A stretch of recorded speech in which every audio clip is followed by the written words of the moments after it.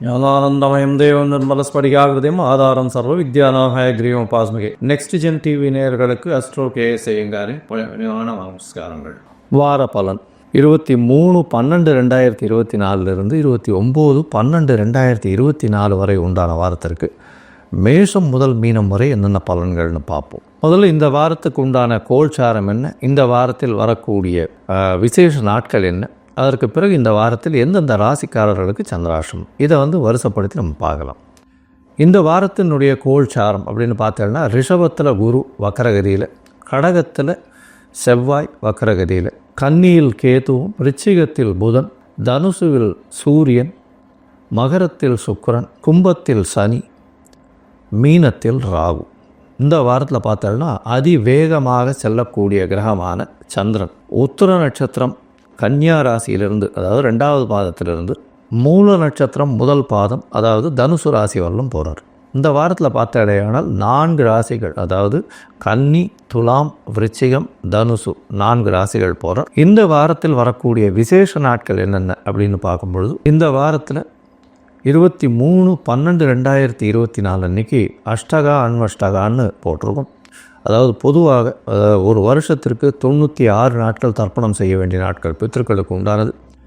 இதில் பார்த்தாலேயானால் அஷ்டகா அன்வஷ்டகா அப்படின்றது மார்கழி மாதத்தில் வரக்கூடிய கிருஷ்ணபக்ஷ சப்தமி, அஷ்டமி, நவமி இந்த 3 நாட்களும் தர்ப்பணம் பண்ணணும். அந்த மாதிரி மார்கழி, தை, மாசி, பங்குனி இந்த 4 மாதங்களும் 3 நாள் 12 நாள் பண்ண வேண்டிய கட்டாயம். இது ரொம்பவும் விசேஷமானது, மிகவும் முக்கியமானதும் கூட. உங்களுடைய அருகில் இருக்கக்கூடிய சம்பிரதாயத்தை பேஸ் பண்ணி இருக்கக்கூடிய வாத்தியார்களை கேட்டு தெரிஞ்சுக்கோங்க. இந்த வாரத்தில் பார்த்தேடையானால் ஏகாதசி எண்ணிக்கை அப்படின்னா 26ஆம் தேதி எண்ணிக்கை ஏகாதசி வருது. வைணவர்களுக்கு மிகவும் பெரிய ஏற்றமான காலம் இது. ஏகாதசி தேய்பிரையில் வருது. அதுக்கப்புறம் வளர்பிரையில் வரக்கூடிய ஏகாதசியில் பார்த்தேடையானால் அது வைகுண்ட ஏகாதசி. இது தேய்பிரையில் வரக்கூடிய ஏகாதசி. இதற்கு அடுத்த ஏகாதசி வைகுண்ட ஏகாதசி. அந்த ஏகாதசி அன்றைக்கே சுவாதி நட்சத்திரம். சுவாதி நட்சத்திரம்னு சொல்லக்கூடியது ராகுவினுடைய நட்சத்திரம், அதுவும் நரசிம்ம பெருமானுடைய நட்சத்திரம். அதாவது ராகுவினுடைய நட்சத்திரம் அப்படின்னு சொன்னாலே திருவாதிரை, சுவாதி, சதயம் இந்த 3 நட்சத்திரம் ரொம்பவும் விசேஷமானது. திருவாதிரை சிவனுக்கு ரொம்பவும் விசேஷம். ஆதிரை அதாவது திரு என்ற அடைமொழி கொண்டது 2 நட்சத்திரம், ஒன்று திருவோணம், இன்னொன்று திரு ஆதிரை. இந்த 2 நட்சத்திரமுமே மிகவும் விசேஷம். இதில் பார்த்தேன்னா ஆதிரை நட்சத்திரத்தை பொறுத்தவரையிலும் சிவபெருமானுக்கும், ஸ்ரவண நட்சத்திரம் ஓண நட்சத்திரத்தை பொறுத்தவரையிலும் பெருமானுக்கும் மிகவும் பிரசித்தியாக சொல்லக்கூடியது. இதில் திருவாதிரை நட்சத்திரம் ராகுவனுடைய நட்சத்திரம். அதே மாதிரி சுவாதி நட்சத்திரம் நரசிம்ம பெருமாள் நட்சத்திரம், லக்ஷ்மி நரசிம்மனுடைய நட்சத்திரம். அதே மாதிரி சதய நட்சத்திரம் அப்படின்னு பார்த்தாலே ஆனால் இந்திரனுக்கு உண்டான நட்சத்திரம். அதனால் ராகுவினுடைய நட்சத்திரங்கள் எல்லா நட்சத்திரங்களும் ஐஸ்வர்யத்தை கொடுக்கக்கூடிய நட்சத்திரங்கள். இந்த காலகட்டத்தில் அதாவது லக்ஷ்மி நரசிம்மரை வணங்குறது, அதாவது சுவாதி நட்சத்திரம் ஏகாதசி எல்லாம் வர்றதுனால லக்ஷ்மி நரசிம்மரை வணங்குறது ரொம்பவும் விசேஷமானது. இந்த 26/12/2024 அன்றைக்கி வரக்கூடிய ஏகாதசி அன்னைக்கு. அதுக்கு அடுத்த நாள் மகாபெரிவரனுடைய ஜெயந்தி வருது. 27ஆம் தேதி 27/12 அன்னைக்கு அவருடைய பெரியவாளுடைய ஆராதனை வருது. 28/12/2024 அன்னைக்கு சனி பிரதோஷம். சனி பிரதோஷம் ரொம்பவும் விசேஷம். உங்களுடைய கடன் தீர்க்கும், அதுவும் தேய்பிரையில் வேறு வருது. கடன் தீர்க்கக்கூடிய நாளாக வச்சுக்கணும். இந்த சனி பிரதோஷத்தில் விரதம் இருந்த இடையானால் கண்டிப்பாக பிரதோஷ கால பூஜையும் பார்த்துட்டு, அதாவது சாயந்தரம் 5:45 6:15 மணி வரலும் உண்டான நேரத்தில் பிரதோஷ கால பூஜையையும் பார்த்துட்டு, அதற்கு உண்டான தீபாராதனையும் பார்த்துட்டு, சிவபெருமான் வலம் வர்றதையும் பார்த்துட்டு, அதுக்கப்புறம் போய் அந்த பிரசாதத்தை சாப்பிட்டுட்டு அதுக்கப்புறம் உபவாசத்தை முடிக்கிறது பெரிய விசேஷம். இதன் மூலியமாக நீங்கள் நினைத்த காரியங்கள் அனைத்தும் நடக்கும். இருக்கக்கூடிய கஷ்டங்கள் அனைத்தும், உடல் நலத்தில் இருக்கக்கூடிய கஷ்டங்கள், அது தவிர பண கஷ்டம், கடன், இந்த மாதிரியான, அதாவது கடன் திருப்பி கொடுக்க முடியாத அளவுக்கு கழுத்துக்கு மேலே கடன் இருக்கிறது எல்லாமே இந்த சனி பிரதோஷத்தின் மூலியமாக குறையக்கூடிய வாய்ப்புகள் உண்டு. ஆயுள் கண்டங்களில் இருப்பவர்களுக்கு ஆயுள் கண்டங்கள் நீங்கக்கூடிய வாய்ப்புகள் நிச்சயமாக உண்டு.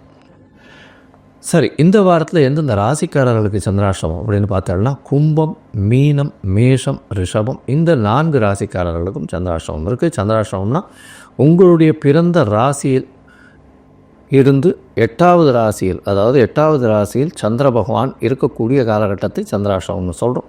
சந்திராஷ்டமம்னா சந்திரன் என்பவர் மதிகாரகன். அவர் மறையக்கூடிய காலகட்டத்தில் தவறான முடிவுகள் எடுக்கக்கூடும். அதனால் சந்திரன் மறையக்கூடிய காலகட்டங்களில் புதிதான முடிவுகள் எதுவும் வேண்டாம். எந்த ஒரு வெளியூர் வெளிமாநில பிரயாணம் வேண்டாம். இந்த மாதிரியான விஷயங்களில் சந்திரனை பொறுத்தவரையிலும் மறைந்திருக்கக்கூடிய காலகட்டத்தில் யாருக்கும் ஜாமீன் கையெழுத்து போடாதீங்க. ஒருவேளை நீங்கள் பண்ண வேண்டிய கட்டாயத்தில் நிர்பந்தத்தில் இருக்கீங்க அப்படின்னா சந்திரனுக்கு உண்டான எளிய பரிகாரம் அப்படின்னு சொல்லக்கூடிய பசும்பால் ஒரு 1/2 டம்ளர் அருகில் இருக்கக்கூடிய சிவன் கோவிலில் கொடுத்துட்டு போங்க பிரதோஷ காலத்துக்கு. அது உங்களுக்கு சந்திராஷ்டமத்தின் தாக்கத்திலிருந்து நிச்சயமாக விலக்களிக்கும். சரி, இந்த வாரம் மேஷம் முதல் மீனம் வரை எப்படி இருக்குது அப்படின்றத பார்க்கலாம். அதுக்கு முன்னாடி என்னுடைய மொபைல் நம்பர் கீழே ஸ்க்ராலிங்கில் வரும். உங்களுக்கு அஸ்ட்ராலாஜிக்கல் கன்சல்ட் தேவைப்பட்டதே ஆனால் நீங்கள் எனக்கு ஃபோன் பண்ணுங்க, உங்களுக்கு அப்பாயின்மெண்ட் தரேன். உங்களுடைய date, time, place of birth, உங்களுடைய பெயர், உங்களுடைய தாய் தகப்பனார் பெயர் அனுப்பி வைங்க. சந்தி இருக்கான்றதை பார்த்து முதல்ல உங்களுடைய ஜாதகத்தை போடுறேன். நீங்கள் இந்த பர்டிகுலர்ஸ் கொடுத்த உடனே நான் என்னுடைய கட்டணம் என்னன்றதை சொல்கிறேன். அதற்கப்புறம் உங்களுடைய கட்டணத்தை நீங்கள் கட்டினதுக்கப்புறம் எனக்கு அந்த ஸ்க்ரீன்ஷாட் ஷேர் பண்ணதுக்கப்புறம் உங்களுடைய ஜாதகத்தை போடுறேன். சந்தி இருக்கா அப்படின்றத பார்த்துட்டு அந்த சந்தியின் மூலியமாக பிரச்சனைகள், அதாவது உங்களுக்கு என்ன பிரச்சனை வரும் அப்படின்னா, நீங்கள் எந்த ராசி எந்த நட்சத்திர பாதம்னே தெரியாமல் இவ்வளோ நாள் இருப்பீங்க. எனக்கு தெரிஞ்ச நிறைய பேர் பார்த்தாங்கன்னா கிருத்திகை 1ஆம் பாதம் நினச்சின்னு மேஷராசியில் சொல்லிட்டு இருப்பா. ஆனால் கிருத்திகை 2ஆம் பாதத்தில் இருப்பா ரிஷபராசியில்.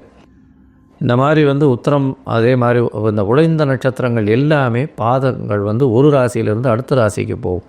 அதை தவிர பார்த்தீங்கன்னா ஒரே ராசியிலேயே இருக்கக்கூடியதோ இருந்தாலுமே நட்சத்திர பாதங்கள் வேறுபட்டு உங்களுடைய லக்னாதிபதியும் வேறுபடக்கூடும்.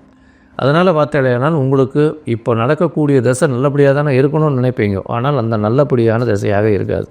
இதற்கு முக்கியமான காரணம் அந்த சந்தி நட்சத்திர சந்தி, நட்சத்திர பாத சந்தி, லக்ன சந்தி இதெல்லாம் பார்த்து உங்களுடைய ஜாதகத்தை போட்டு அதுக்கப்புறம் ஒரு 3-4 நாளில் அப்பாயின்மெண்ட் கொடுக்குறேன். நம்ம ஆன்லைனில் டிஸ்கஸ் பண்ணலாம். இப்போ மேஷம் முதல் மீனம் வரை 23/12/2024 29/12/2024 வரை உண்டான வாரத்திற்கு என்னென்ன பலன் அப்படின்னு ஒன்றா பார்க்கலாம். கன்னி, உத்தரம், ஹஸ்தம், சித்திரை இந்த 3 நட்சத்திரம் 9 பாதங்களை கொண்ட ராசி. ராசியின் அதிபதி அப்படின்னு சொல்லக்கூடியவர் புத பகவான். புதன் உங்களுடைய ராசிக்கு 3ஆம் இடத்துல இருக்கார். 3ஆம் இடத்தில் இருக்கக்கூடிய புதன் உங்களுடைய முயற்சிகளில் வெற்றியை கொடுக்கக்கூடிய காலகட்டமாக அமையிறது. இந்த வாரம் பார்த்தீங்கன்னா உங்களுடைய ராசிக்கு 4ஆம் இடத்துல சூரியன் இருக்கார். ஏன்னா மார்கழி மாதம்ன்றதுனால தனுஷ் மாதத்தில் சூரியன் 4ஆம் இடத்துல வர்றதுனால தாயின் உடல்நிலையில் சற்று பின்னடைவு இருக்கக்கூடிய காலகட்டமாக இருக்கும். படிக்கக்கூடிய மாணவியருக்கு நல்ல ஒரு ஏற்றம் இருக்கக்கூடிய காலகட்டமாக அமைய போகிறது. ராசிக்கு 5ஆம் இடத்துல சுக்கிரன் உங்களுடைய பதவி, புகழ், அந்தஸ்து, கௌரவம் வரும். ஏறக்கூடிய வாய்ப்புகள் உண்டு. குழந்தை பிராப்தி ஏற்படக்கூடிய வாய்ப்புகள் நிச்சயமாக உண்டு.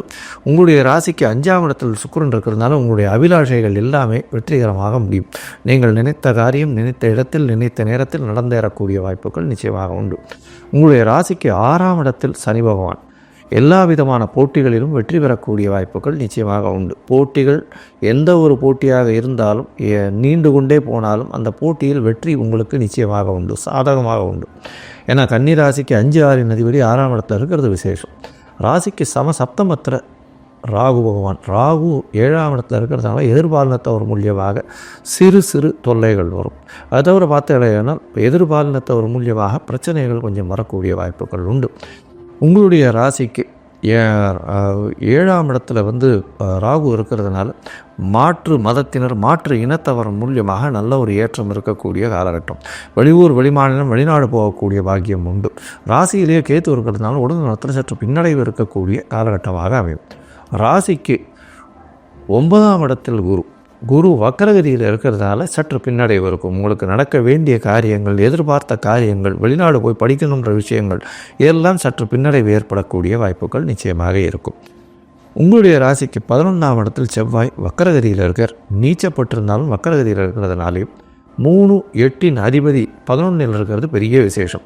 மறைந்த இடத்துலேருந்து திடீர் பணவரவுகள் வரக்கூடிய வாய்ப்புகள் உண்டு. இந்த வாரம் உங்களுடைய ராசிக்கு 23/12/2024 29/12/2024 வரை உண்டான வாரத்தில் சந்திரன் உங்களுடைய ராசியிலே இந்த வாரத்தை ஆரம்பிக்கிறார். இந்த வாரத்தில் சந்திரன் ஆரம்பிக்கும் பொழுது உங்களுடைய ராசியில் 25ஆம் தேதி அதிகாலை ஒரு 2:30 மணி வரலும் இருக்கக்கூடிய காலகட்டமாக இருக்குது. இந்த காலகட்டத்தில் எல்லா விதமான உடல் நலத்தில் சற்று பின்னடைவு இருக்கும். பணவரவிற்கு பஞ்சம் இருக்காது. ஏன்னா 11ஆம் அதிபதியே உங்களுடைய ராசியில் இருக்கார்.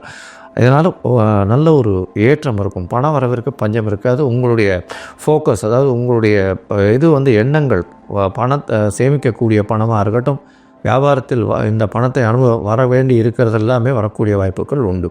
ஆனால் உடல் நலத்தில் இந்த கபம், நீர் சம்பந்தமான பிரச்சனைகள் இருக்கக்கூடிய வாய்ப்புகள் உண்டு. உங்களுடைய ராசியில் 2ஆம் இடத்துல சந்திரன் போகிறார். இது வந்து 25ஆம் தேதி அதிகாலையிலிருந்து 27ஆம் தேதி காலை ஒரு 27ஆம் தேதி மதியம் ஒரு 12:30 மணி வரலும் இருக்கக்கூடிய காலகட்டம். இந்த காலகட்டத்தில் பார்த்தீங்களேயானால் சந்திரன் உங்களுடைய ராசிக்கு 2ஆம் இடத்துல இருக்கார். தனஸ்தானத்திலே இருக்கார். நல்ல ஒரு ஏற்றம் இருக்கும். ஏன்னா 2ஆம் இடத்துல சந்திரன் இருக்கிறதுனால இன்றைக்கி அதாவது குடும்பத்தில் நல்ல சந்தோஷமான நிகழ்வுகள் பணவரவிற்கு பஞ்சம் இருக்காது. ஏன்னா 11ஆம் அதிபதியே 2ஆம் இடத்துல இருக்கார். அதனால் கண்டிப்பாக பணவரவிற்கு பஞ்சம் இருக்காது. உங்களுடைய ராசிக்கு 3ஆம் இடத்துல சந்திரன் இருக்கார். சந்திரன் 3ஆம் இடத்துல இருக்கிறது பரிவர்த்தனை யோகத்தை கொடுக்கறது.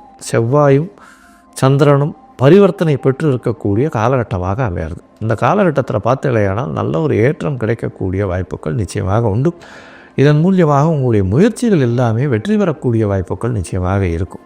உங்களுடைய ராசிக்கு 4ஆம் இடத்துல சந்திரன் போகிறார். அது வந்து 29ஆம் தேதி இரவுலேருந்து 1ஆம் தேதி காலை வரலும் வந்து சந்திரன் அங்கே இருக்கார். இந்த காலகட்டத்தில் பார்த்தீங்கன்னா சூரியனும் சந்திரனும் சேர்ந்த அமாவாசை யோகம் வருது. இதில் வந்து 11ஆம் அதிபதி 4ஆம் இடத்துல இருக்கிறதுனால வீட்டுக்கு உண்டான அலங்கார பொருட்களுக்குன்னு நீங்கள் செலவு பண்ணக்கூடிய காலகட்டமாக அமையும். இந்த வாரம் உங்களுடைய ராசிக்கு பார்த்தலையானால் பொதுவாகவே இந்த வாரத்தில் நீங்கள் அருகில் இருக்கக்கூடிய இந்த ஹயகிரீவர் கோவிலுக்கு போயிட்டு வாங்கும். அதாவது செட்டிப்புண்ணியம் ஹயகிரீவர் கோவிலுக்கோ இல்லை இந்த ஹயகிரீவர் கோவிலுக்கு போயிட்டு அங்கே ஒரு ஏலக்காய் மாலை போட்டு வாங்கும். உங்களுடைய எல்லா விஷயங்களும் நிச்சயமாக வெற்றி பெறக்கூடிய வாய்ப்புகள் உண்டு. அதுவும் இந்த கன்னியாராசிக்காரர்கள் சாஃப்ட்வேர் ஹார்ட்வேர் இன்ஜினியர்ஸாக இருக்கிறவங்க, கம்யூனிகேஷன் லெவல்ஸாக இருக்கிறவங்க, எலக்ட்ரானிக் என்ஜினியர்ஸாக இருக்கிறவங்களுக்கெல்லாம் பெரிய ஏற்றமும் மாற்றமும் இந்த வாரம் வந்தே தீரும்.